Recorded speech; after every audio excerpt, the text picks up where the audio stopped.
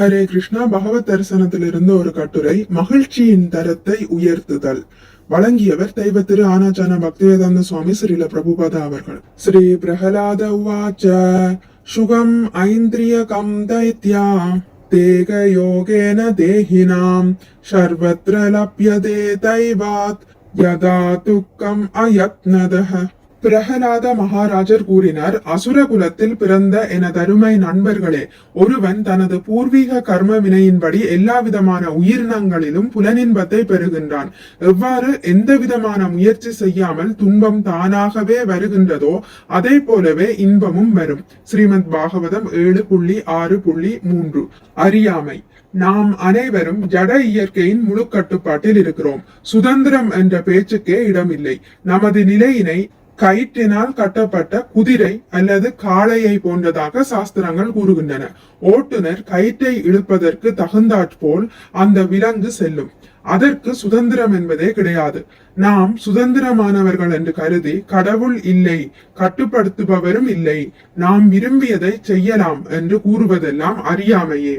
அறியாமையினால் நாம் பல பாவ காரியங்களை செய்கின்றோம். ஒருவன் தண்டனையிலிருந்து தப்பிப்பதற்கு அறியாமை வழியல்ல என்பதை நடைமுறை அனுபவத்தில் இருந்து நாம் அறிகிறோம்.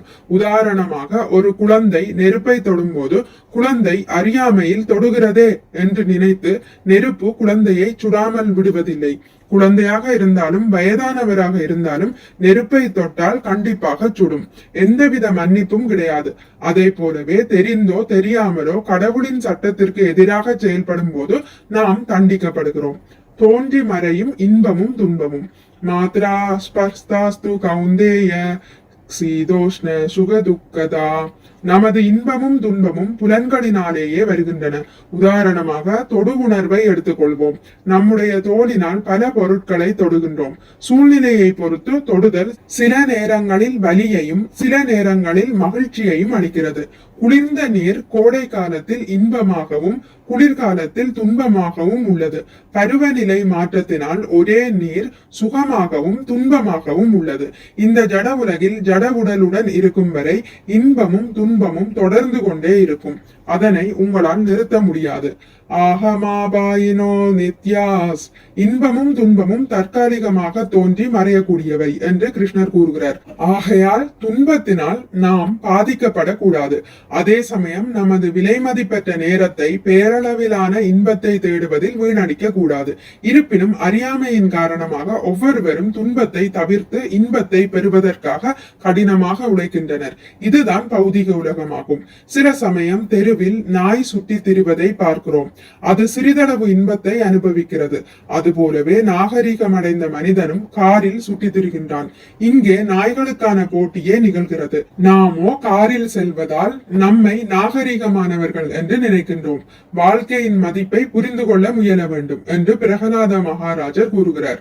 4 கால்களாக இருந்தாலும் சரி, 4 சக்கரங்களாக இருந்தாலும் சரி, நமது பொன்னான நேரத்தை நாய் பந்தயத்தில் வீணடிக்க கூடாது. நாய் 4 கால்களில் சுற்றித் திரிகிறது. மனிதனோ 4 சக்கர வாகனத்தில் சுற்றித் திரிகிறான். அது அவனை நாகரிக மனிதனாக மாற்றிவிடுவதில்லை. பிரகலாதரின் அறிவுரை. பகவானுடைய விருப்பத்தின்படி பிரகலாத மகாராஜர் அசுரர்களை விடுவிப்பதற்காக அசுர குலத்தில் தோன்றினார். ஒரு குறிப்பிட்ட குலம் அல்லது சமூகத்தை விடுவிப்பதற்காக சில நேரங்களில் தூய பக்தர் அக்குலத்தில் தோன்றுகிறார்.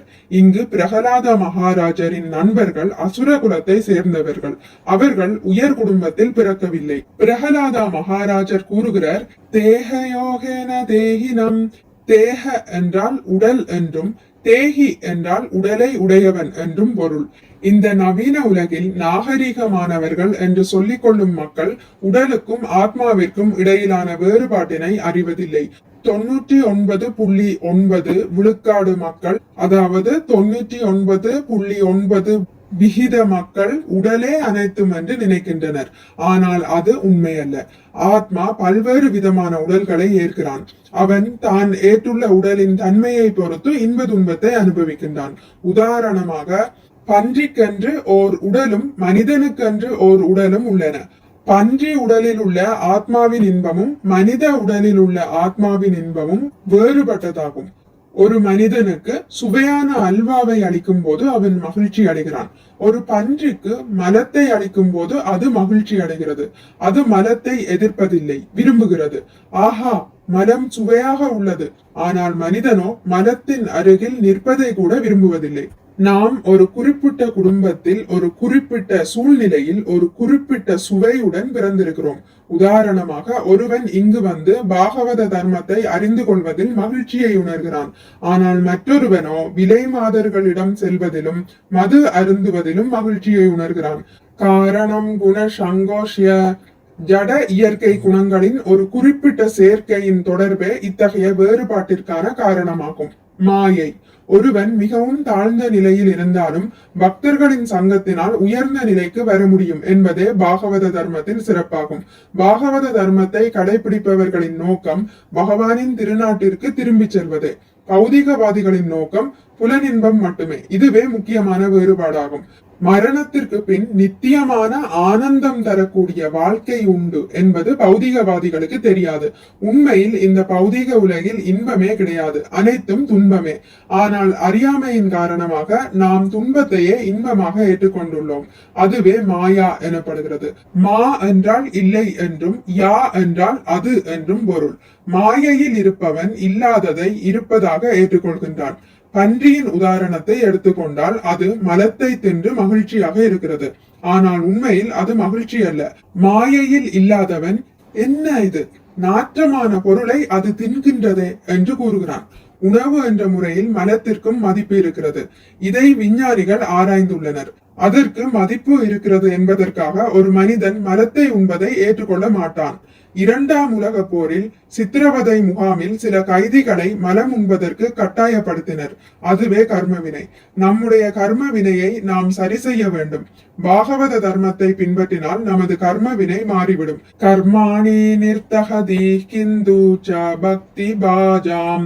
பிரம்ம சம்ஹிதை 5.54. இல்லையெனில் கர்ம வினையை மாற்றுவது சாத்தியமில்லை. ஒவ்வொருவரும் தன்னுடைய பூர்வீக கர்ம வினையின் காரணமாகவே பிறக்கின்றனர். இந்த நவீன உலகில் மக்களுக்கு இறந்த காலம், நிகழ்காலம், எதிர்காலம் இவற்றை பற்றி எதுவுமே தெரியாது. அவர்கள் விலங்கினத்தை போலவே உள்ளனர். ஆத்மா என்றால் என்ன, கர்மா என்றால் என்ன என்பதை அறியாமல் நாய்களையும் பூனைகளையும் போல உள்ளனர். மனித வாழ்க்கையை விலங்கை போல வீணாக்க கூடாது. பகவான் ரிஷபதேவர் கூறுகிறார், நாயம் தேகோ தேக பாஜாம் லோகே கஷ்டான் காமான் அர்ஹதே விட்புஜாம் ஏ. மலம் தின்னும் பன்றியை போல புலனின்பத்திற்காக பாடுபட்டு மக்கள் தங்களுடைய நேரத்தை வீணடிக்க கூடாது. பாகவத தர்மம். ஆகையால் அரசர், தந்தை, முதியவர், குரு ஆகிய அனைவரும் தங்களுடைய பொறுப்பில் உள்ள நபர்கள் வாழ்வின் உயர்ந்த நிலைக்கு வருவதற்கான சரியான பயிற்சியை வழங்க வேண்டும். இதுவே அவர்களுடைய கடமை, பொறுப்பு. இது பாகவத தர்மத்தின் மூலமாக மட்டுமே சாத்தியமாகும், மற்ற வழிகளால் அல்ல. அஷ்டாங்க யோகத்தினால் சாத்தியமல்ல. பகவான் கிருஷ்ணருக்கு பக்தி தொண்டு செய்து பாகவத தர்மத்தை பின்பற்றினால் மட்டுமே வாழ்க்கையின் பூரணத்துவத்தை அடைய முடியும். பன்றிக்கும் நாய்க்கும் பூனைக்கும் கூட கிடைக்கும் இன்பமான ஆகார நித்ர பய மைதுனம், அதாவது உண்பது, உறங்குவது, தற்காத்து கொள்வது, உடலுறவு ஆகியவற்றை கடந்து நாம் முன்னேற வேண்டும். அதுவே பாகவத தர்மம். உடல் சார்ந்த செயல்கள் பன்றிக்கும் நாய்க்கும் மனிதனுக்கும் ஒரே மாதிரியாக உள்ளன. ஆனால் பாகவத தர்மத்தின் தன்னுணர்வு பாதைக்கான செயல்கள் மனித வர்க்கத்துக்கு மட்டுமே உரித்தானவை. குழந்தை பருவம் முதல். பிரகலாத மகாராஜர் ஸ்ரீமத் பாகவதத்தில் கூறுகிறார், கௌமார ஆசரேத் பிராஜ்ஞோ தர்மான் பாகவதான் இஹ துர்லபம் மானுஷம் ஜன்ம தத் அப்யத்ருவம் அர்த்தம். புத்திசாலி மனிதன் இந்த பாகவத தர்மத்தை குழந்தை பருவத்தின் ஆரம்பத்தில் இருந்தே கடைபிடிக்க வேண்டும். இந்த மனித பிறவியானது தற்காலிகமானதும் அரிதானதும் ஆகும். ஆனால் இது வாழ்வின் உன்னத நோக்கத்தை அடைவதற்கு வழிவகுக்கிறது. பாகவத தர்மத்தை குழந்தை பருவத்தில் இருந்தே பயிற்சி செய்ய வேண்டும். பல குழந்தைகள் கோயிலுக்கு வருவதை பார்க்கிறோம். இது மிகவும் நல்லது. இவர்கள் பக்தர்களுடன் பழகுகிறார்கள், விக்கிரகத்தையும் குருவையும் வணங்குகிறார்கள். இவை வீணாவதில்லை. ஒரு நாள் இவர்கள் தூய பக்தர்களாக மாறுவார்கள். புலி பசித்தாலும் புல்லை தின்னாது. ஒரு நாய்க்கு உடலுறவில் கிடைக்கும் இன்பம் ஒரு மனிதனுக்கு கிடைப்பதை விட குறைவு என்று எண்ண வேண்டாம். நாயாக, பன்றியாக, மனிதனாக என யாராக இருந்தாலும் உடலின் இன்பம் அனைவருக்கும் ஒரே அளவாகவே இருக்கும். உணவினை இரும்பு பாத்திரத்திலிருந்து போட்டாலும் சரி, தங்க பாத்திரத்திலிருந்து போட்டாலும் சரி, அதன் சுவை மாறாது. இன்றைய மக்கள் பாத்திரத்தை மட்டுமே மாற்றி முன்னேறிய நாகரீகமடைந்த மக்களாக காட்டிக்கொள்ள முயல்கின்றனர். ஒருவன் புலனின்பத்திற்காக மட்டும் முயலக்கூடாது. ஏனெனில் புலனின்பம் வாழ்க்கையின் எந்த நிலையிலும் முயற்சியின்றி தானாக கிடைக்கும் என்று பிரகலாதா மகாராஜர் வலியுறுத்துகிறார்.